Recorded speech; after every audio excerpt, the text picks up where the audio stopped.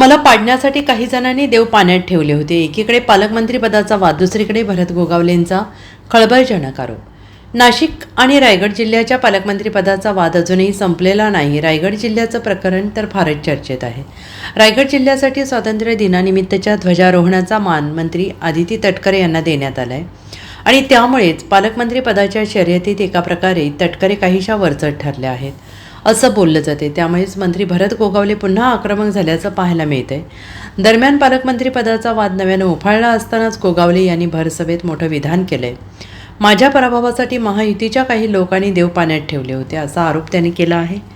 रायगड जिल्ह्यातील आगामी जिल्हा परिषद आणि पंचायत समिती निवडणुकांच्या पार्श्वभूमीवर माणगाव तालुक्यात शिवसेनेकडून निर्धार मेळावा आणि पक्षप्रवेश सोहळ्याचं आयोजन करण्यात आले। या सोहळ्यात भरत गोगावले हे बोलत होते। यावेळी बोलताना त्यांनी खासदार सुनील तटकरे यांच्यावर टीका केली। मी आज मंत्री झालो, हा भरत गोगावले निवडून येऊ नये म्हणून महायुतीच्या काही नेत्यांनी देव पाण्यात ठेवले, मात्र जनतेच्या आशीर्वादाने मी 26,200 मतांनी निवडून आलो असं गोगावले यांनी म्हटले। आम्ही गोरगरिबांचे शेठ आहोत, आम्ही शासनाला लुबाडणारे नाही असंही ते म्हणाले आहेत। आम्ही मगाही सांगितलं की आम्ही होऊन कोणाला पाय लावत तर आम्हाला लावल्यानंतर तो आम्ही सोडत नाही। त्या उक्तीप्रमाणे असं कोणी समजू नये की या इथे आमचीच फक्त मक्तेदारी आहे, बाकी कोणाची नाही आहे। तर त्याने ते विसरून जावं, कारण आम्ही प्रामाणिकपणे काम करणारे बाळासाहेबांचे, शिंदे साहेबांचे समर्थक आहोत, शिवाजी महाराजांचे मावळे आहोत आणि त्याप्रमाणे आम्ही काम करतोय।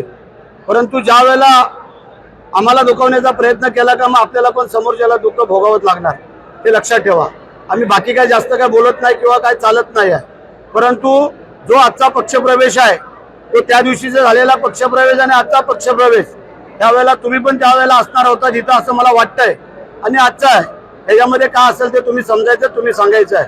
परंतु आम्ही जे काय केलेलं आहे ते आमची जी काय जनता आमच्याबरोबर आलेली आहे त्यांची जी काय कामं असतील, अडीअडचणी असतील, त्याला सामोरं जाण्याचं काम आम्ही तिन्ही आमदारांनी ठरवलेलं आहे। आणि एकनाथ शिंदे साहेबांच्या नेतृत्वावरती विश्वास ठेवून आज ही मंडळी आलेली आहेत।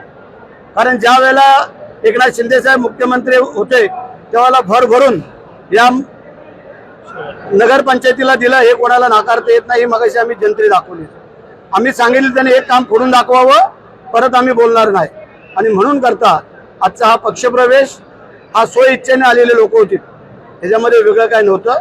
आणि म्हणून आज मी त्यांचं स्वागत करतो, त्यांना धन्यवाद देतो। छत्रपती शिवाजी महाराजांचं रायगडमध्ये पालकमंत्री पदाच्या स्वार्थासाठी वाद का? अरे ज्या मावळ्याने 2.5 वर्ष मंत्रिपद सोडलं तर पालकमंत्रीपद किस बात की चीज आहे। ज्या 2.5 वर्षाचं मंत्रिपद, हल्ली कोण ग्रामपंचायतीचं सदस्यपद सोडत नाही, तर मंत्रिपद सोडणं दूरच राहिलं। महाराष्ट्राच्या इतिहासामध्ये बरेचसेचं नाव कोरलं गेले। लक्षात ठेवा की मंत्रिपदाचं दिलेलं नाव आम्ही थांबवलं म्हणून विचारा द्या ना, त्यांच्यात हिंमत आहे का? बाबा मुख्यमंत्री आणि आम्ही पण मंत्री पाहिजे। एकनाथ शिंदे साहेबांनी केलं नाही, मी मुख्यमंत्री असताना मुलाला मंत्रिपद दिलं नाही, हे थोडंसं अनुभवा। Bureau report, SBN Marathi, Raigad.